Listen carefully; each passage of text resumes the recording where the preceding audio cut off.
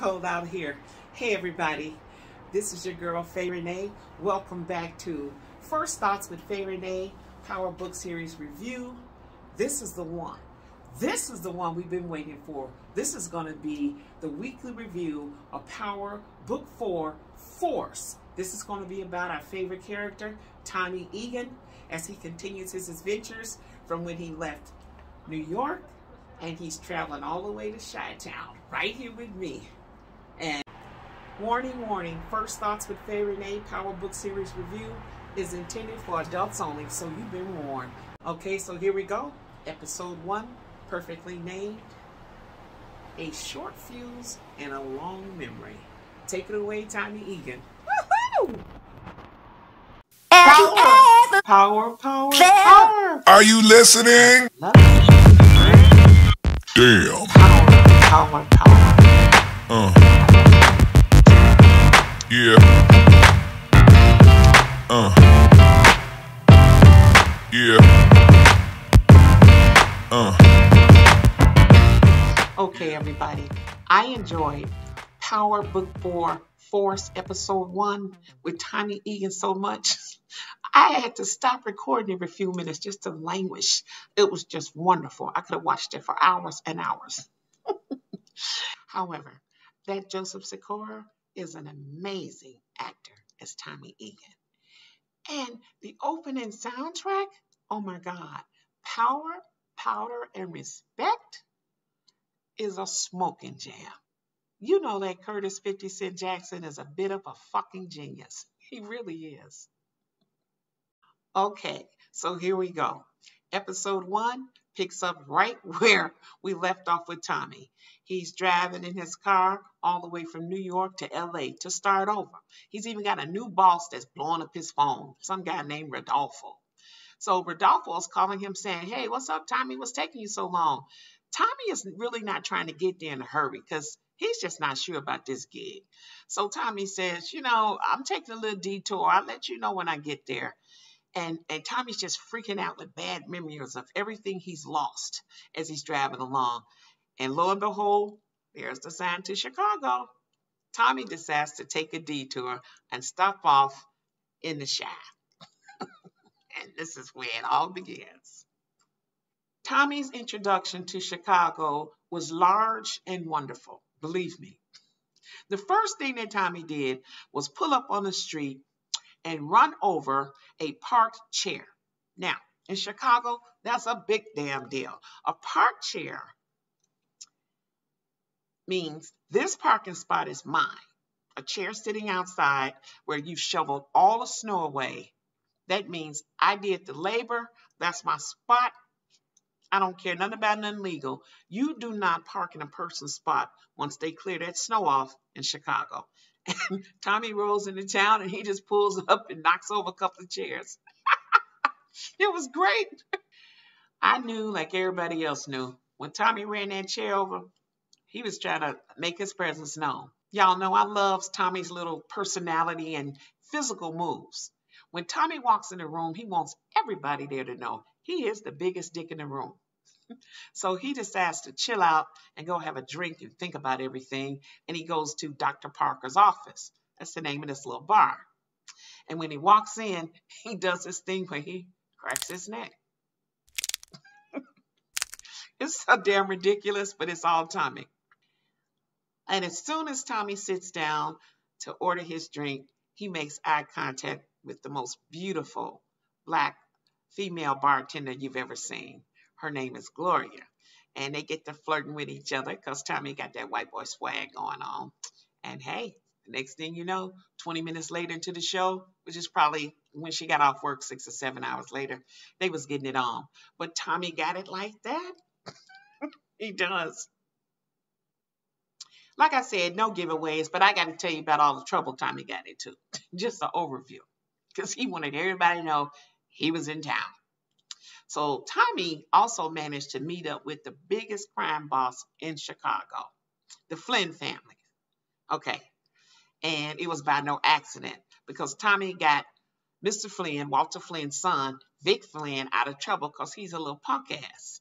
And so Walter Flynn met him and didn't like him and said, you know what? I'm gonna let you slide this time.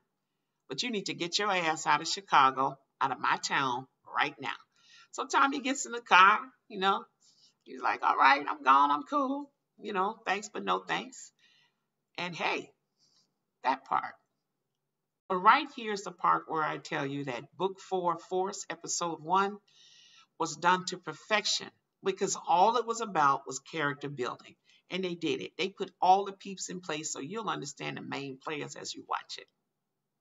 Now, if you don't know who Tommy Egan is, the character, then you don't know anything about Power. You need to go back and stream, binge watch the original series Power and Book 1, Book 2, Book 3, and now Book 4.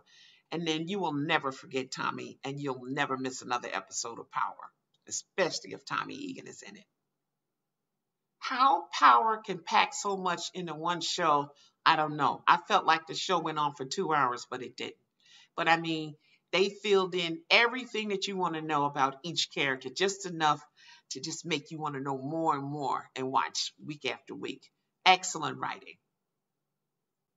So by the end of this episode 1, everybody in these Chicago streets have heard about this new in the town, crazy ass white boy, Tommy Egan, and how he saved Big Boss Walter Flynn's son, Vic. Yep. Made a punk out of Vic. So they all like, what's that? So Tommy is making a name, and I don't know. Now remember, Big Boss Walter Flynn told Tommy to get out of town, and I told you that part. That part means right there was going to make Tommy say, I think I'll stay, because Tommy is stubborn and stupid all at the same time. So that intrigued Tommy, in other words. And Tommy has decided to stay in Chicago for a little bit longer. Okay? Tommy has seen by meeting some of the main players that he thinks there's room in Chicago for him to make his own bid and make his own revenue on the street and start his own organization. He can see room for that. Especially look at how stupid Vic was. So, there is that. All right, now, so in the end of episode 1, we see Tommy leaving Chicago like Flynn told him. He barreling out of Chicago, and his damn boss in LA is blowing his phone up again. Here come Rodolfo. Hey, Tommy, what's up with you? You ain't serious. Tommy said, you know what? Go fuck yourself, Rodolfo. Tommy don't work for nobody, and I sure as fuck don't work for you. I'm going to start my own organization here in Chicago. I'm going to be staying here for a while. I was so shocked. And y'all, Tommy turned that car around, threw that damn cell phone out the window, and all we see is dust as Tommy rip-roars his way back into Chicago to get into as much damn trouble as the streets will let him. Finally, there are some really cool players you need to be introduced to, like the bartender girlfriend, Gloria, played by Gabrielle Ryan. And there's a young barbershop dude named Diamond. He's an ex-CBI gangster who just got out of prison after 15 years. He's trying to go straight. He's played by handsome Isaac Keys. Now, the barber's brother is Jannard Sampson. He's currently still a CBI street gangster in Chicago. He's played by Chris D. Lofton.